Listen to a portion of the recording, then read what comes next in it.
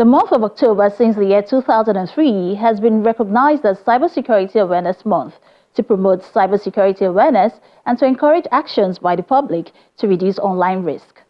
This year marks the 21st commemoration and the theme is Secure Our World. So on the program this week, I talked to Confidence Stavely, one of the most celebrated female cybersecurity leaders in Africa, who has been recognized globally for her achievements. She talks about her journey into the space, and I start by asking her why she's referred to as the relatable cybersecurity leader.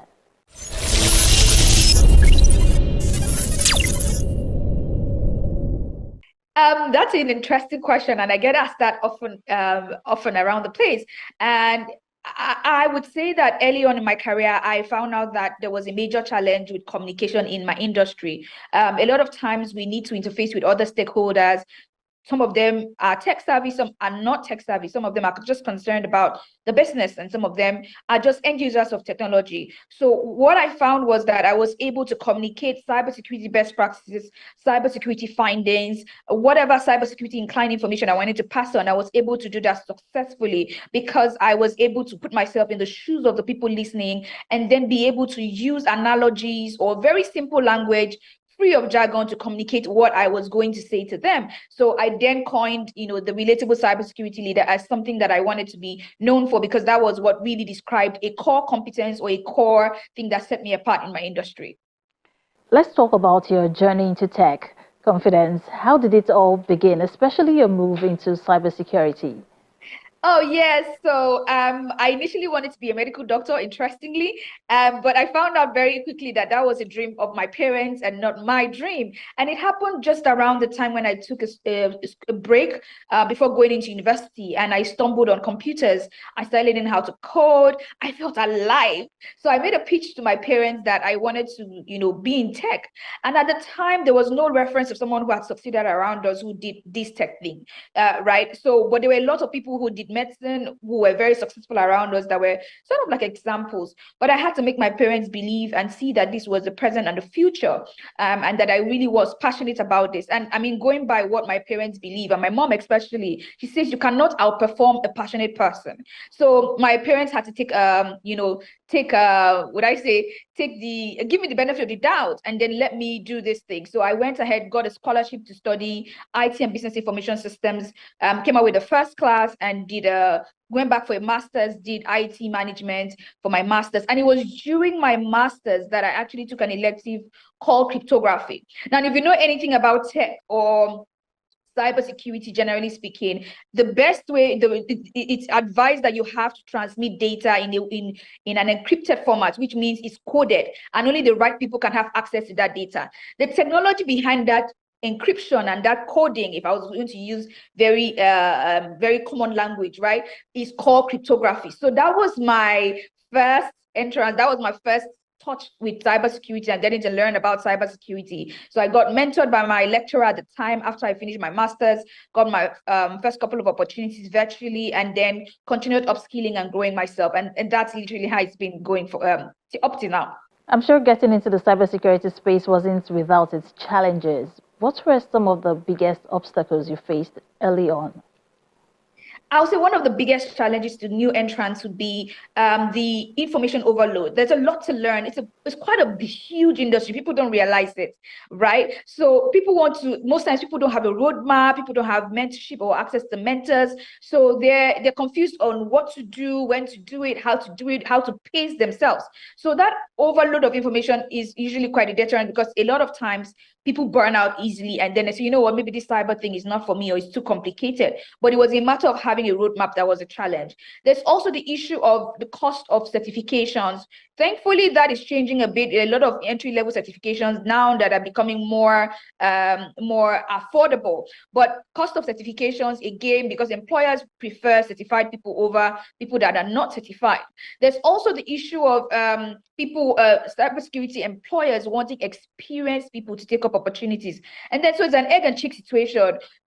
How do you get someone to be experienced when you've not given them the first opportunity yet? So standing out and really proving yourselves, especially with soft skills, becomes very necessary. So these are some of the biggest challenges I have seen so far.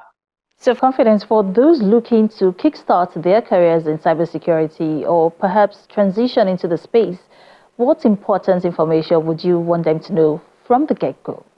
I would say definitely if you're not a problem solver, you're not resilient, or you're not someone who enjoys solving problems, you're not resilient, you're not a lifelong learner, cybersecurity is not a place for you, because these are core things that really drive the most successful people to success. These are things that have really, really guided me. So resilience in the sense of even entering is quite tough. So you need to really, really want this and want this long enough and strongly enough to go for it.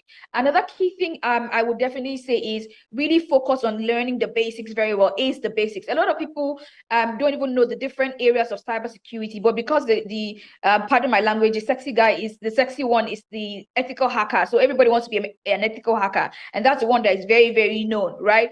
It's very important that you explore other parts of cybersecurity and see which one works for you, and then narrow your learning to that particular area. Gain a lot of value or gain a lot of knowledge that gives you value out the door for employers, and then begin to broaden out as well from there after you've sort of gotten a good hang of one part of cybersecurity. So that's one key thing I'm going to also see, and really, really concentrate on learning about networking. How do packets travel across the network? How am I in one part of the world communicating with someone else in another part of the world? What's the technology underlying that? So you need to understand that. You need to understand the different operating systems and how they work, and really master, or rather get your soft skills on the T and network across the industry. I think these are core tips that I will give anyone coming in: networking, acing your soft skills, making sure that you have your basics very well done and learn the basics very well, and then use what I call a T strategy.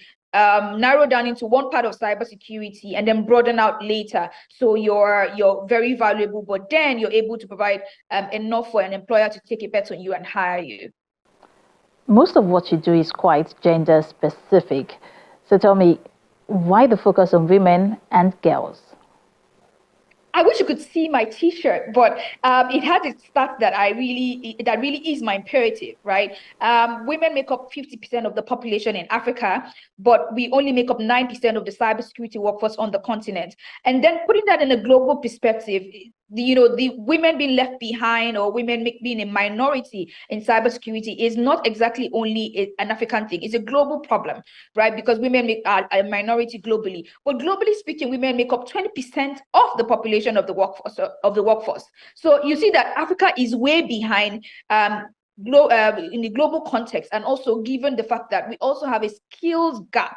So if we have a skills gap, and we have a talent gap issue, and then you have a part of your population that is half of that population not being brought into the workforce in cybersecurity, it means you're leaving behind the opportunity to fill that skills gap and to close the skills issue, because half of your population is not involved enough in securing or defending the cyberspace. So I mean, for me, the numbers speak for themselves. It really shows that we need to bring more women in. Diversity and inclusion is a big conversation now, and what we're doing is helping that conversation, of helping to activate solving that problem on the continent of Africa.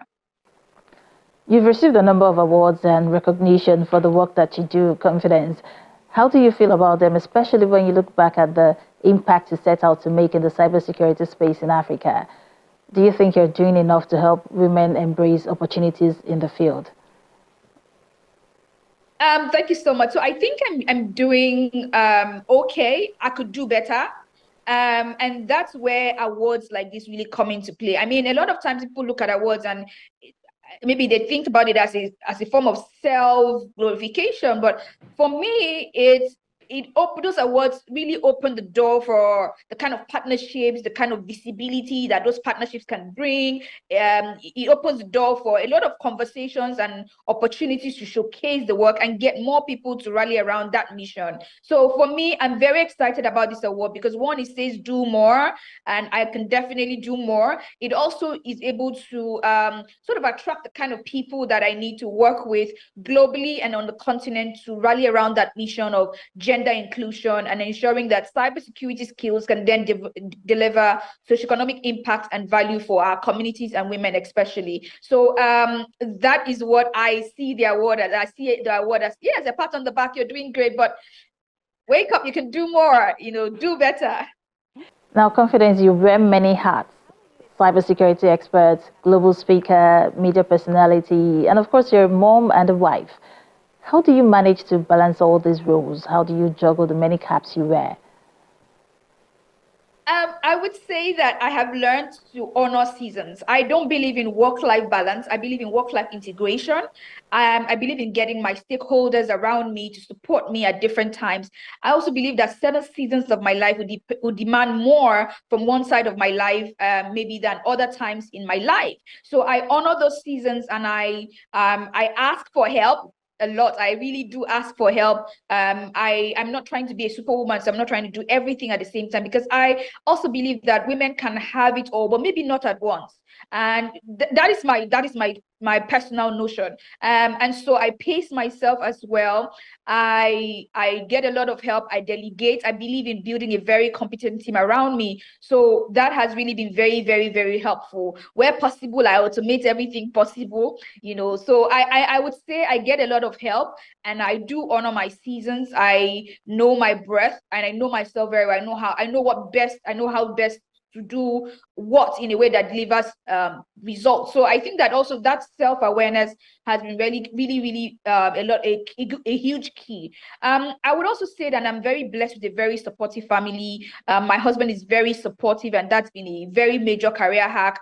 I have family that stands behind me solidly. So that support system is very necessary for anyone or any woman looking to really shine in her career, because it's quite a lot of balls in the air, really. Thank you so much, Confidence Steve Lee, founder of Cyber Safe Foundation. It's always a pleasure, speaking to you on the program. Thank you so much for having me.